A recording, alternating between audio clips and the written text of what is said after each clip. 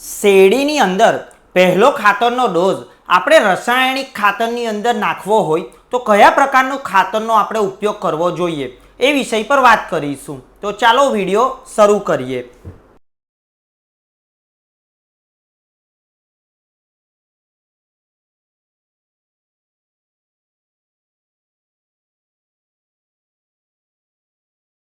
ખેડૂત મિત્રો, આપણે શેરડીની અંદર જે પહેલો ડોઝ લેવાનો છે એ ડોઝ આપણે શેરડીના ફૂટ માટે લેવાનો છે, કારણ કે આપણે જે પણ શેરડી રોપીશું એ શેરડીની ફૂટ ન હશે તો આપણે જે ઉત્પાદન લેવા માંગીએ છીએ એ ઉત્પાદન આપણને મળશે નહીં। માટે પહેલું ખાતર એની ફૂટ માટે લેવાનું છે।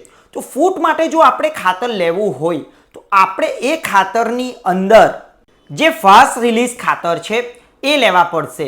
જો આપણે ફાસ્ટ રિલીઝ ખાતર લેશું તો આપણા પાકને શેરડીને ઝડપથી એ ખાતર મળશે। તો એ માટે આપણે મહાધન 24-24-0 અથવા 20-20-0 અથવા 20-20-0-13 આ ત્રણમાંથી કોઈ પણ એક 50 કિલો, અમે અહીં નર્મદા ફોસ 20-20-0 50 kg લઈએ છીએ। અને ત્યારબાદ આપણે એમાં ફૂટ માટે એમોનિયમ સલ્ફેટ 25 કિલો લેવાનું છે, કારણ કે એમોનિયમ સલ્ફેટ આપવાથી આપણી શેરડીની અંદર ફૂટ ઝડપથી આપશે। તે ઉપરાંત આપણી શેરડીને નાઇટ્રોજન પણ થોડું મળશે અને સલ્ફર પણ થોડું મળશે। ત્યારબાદ આપણે એમઓપી એટલે પોટાશ લેવાનું છે 20 kg। આ પોટાશ લેવાથી આપણી શેરડીની અંદર જે એની ફર્સ્ટ કાંડી હોય છે એ મજબૂત થાય છે। ત્યારબાદ આપણે સલ્ફર દાણાદાર 90% 5 kg લેવાનું છે। ઠંડીની અંદર સલ્ફર લેવાથી આપણી શેરડીનો ગ્રોથ અટકશે નહીં, એનો ગ્રોથ વધશે, જેથી આપણી શેરડી ઝડપથી ફૂટ પર જશે અને જીવાત પણ લાગશે નહીં અને ફંગસ પણ લાગશે નહીં। ત્યારબાદ આપણે પીએચડી લેવાનું છે 5 kg।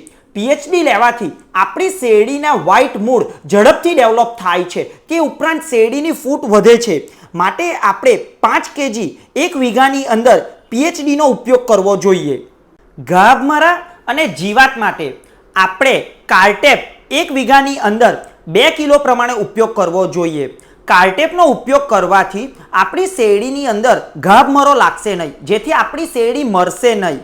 ત્યારબાદ આપણે જીપ્સમ અથવા કમ્પોસ્ટ 50 kg લઈ અને ખાતર મિક્સ કરવું જોઈએ। 2 વાર બરાબર આ ખાતર મિક્સ કરવું જોઈએ। અને ત્યારબાદ આપણે જે શેરડી રોપી હોય છે એ શેરડીની ઉપર જ એ ખાતર નાખવાનું છે। શેરડીથી નજીક ખાતર નાખવું જોઈએ અને શેરડીના ગાભામાં ખાતર ન ઉતરે એ વાતનું પર ખાસ ધ્યાન રાખવું જોઈએ, કારણ કે આ રાસાયણિક ખાતર એસિડિક હોય છે। જો તે એ શેરડીના ગાભામાં જશે તો શેરડી સુકાશે, એ ફરી રિકવર થઈ જશે, પણ આપણે શેરડીથી નજીક જ પહેલો ખાતરનો ડોઝ નાખવો જોઈએ કે જેથી શેરડીના મૂળ એ ખાતર લઈ શકે। તો આપણે આટલું ખાતર લઈશું તો 1 વીઘાની અંદર આપણને જેટલી પણ ફૂટની જરૂર છે એ ફૂટ ઝડપથી આવશે। આવી જ વધારે માહિતી માટે આપ અમારા વોટ્સઅપ ગ્રુપમાં જોડાઈ શકો છો, ત્યાંથી પણ આપને રોજબરોજ આવી જ ખેતીની નવી જાણકારી મળશે। ધન્યવાદ।